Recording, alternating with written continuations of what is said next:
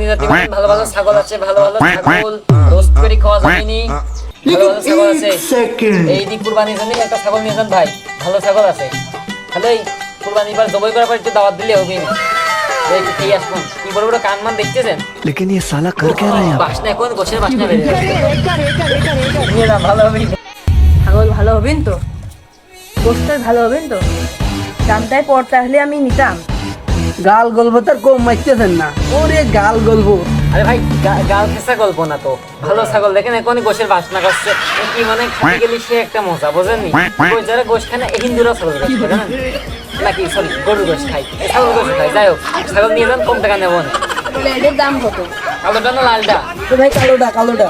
ও ভাই কালোটা, কালোটার একদম 50,000। আপনাকে জন্য একটু অফার আছে, 99 টাকা কম। ভাই খালি কালোটা 50,000, তাহলে লালটা কত ভাই? লালটা এই লালটার দাম 50,000 টাকা। এটা 10 টাকা কম জানেন। ভালো ছাগল নিয়ে যান, দেখেন বাসনা করছে, গোশের বাসনা।